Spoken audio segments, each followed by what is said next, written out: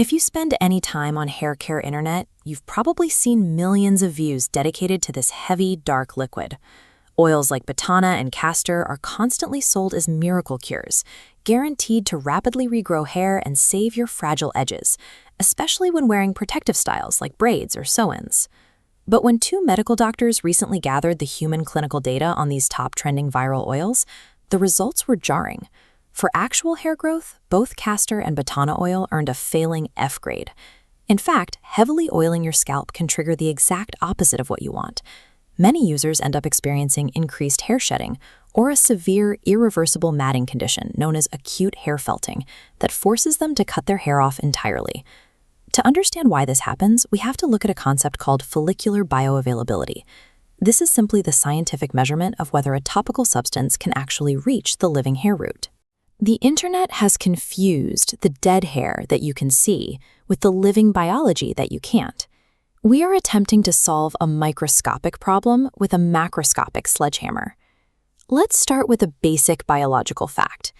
Every inch of the visible hair shaft hanging from your head is composed entirely of dead protein cells. When doctors rate lighter oils like coconut or jojoba highly, they do so for a process called length retention. These oils are interacting exclusively with that dead protein. This cross-section of a single hair strand shows how the smaller molecules of lighter oils fit into microscopic cracks of the shaft.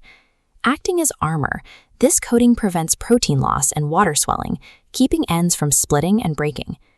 Because your ends aren't snapping off, your hair appears to be getting longer over time. But applying oil to this dead shaft sends absolutely zero biological growth signals to the actual hair follicle. If you actually want to create new hair, you have to shift your focus down to the living scalp skin. The hair factory, the follicle root, is buried deep below this surface barrier.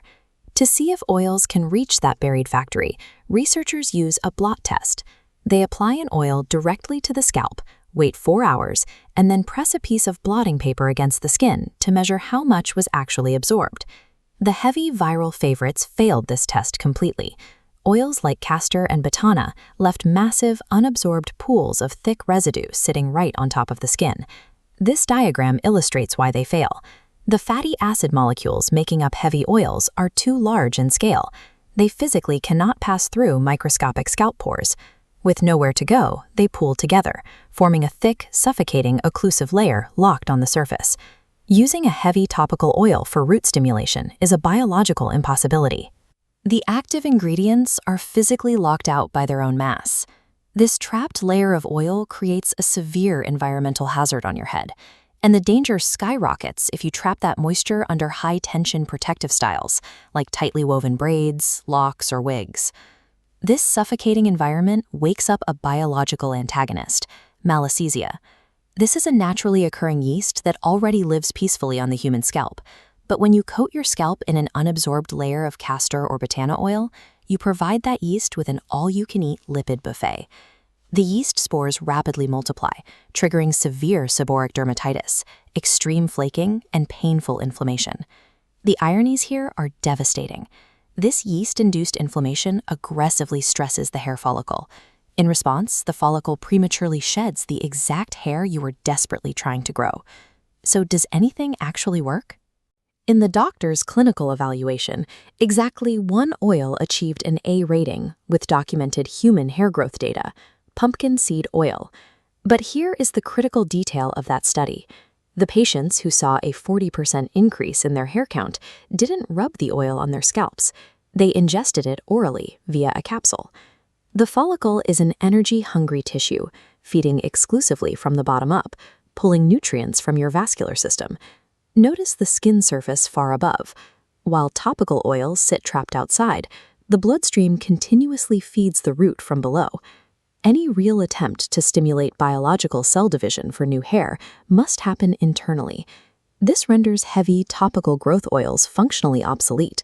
Slathering on oil often just masks the true internal culprits of hair loss. Chronically low ferritin, your stored iron, along with dramatic hormonal shifts or conditions like PCOS, will power down your hair follicles long before an oil can save them. This is why the modern medical consensus for hair preservation has shifted to a scalp-first philosophy. It completely abandons heavy greasing in favor of strict preparation and detoxification. To prevent tension loss from heavy protective installs, your scalp needs treating like facial skin. Instead of suffocating layers of raw fat, it requires deep clearing resets and targeted tension relief along the hairline. Oils are strictly the garnish, fantastic for coating and protecting your dead ends. But a pristine, detoxified scalp and a healthy internal vascular system, that is the meal required to sustain a living root.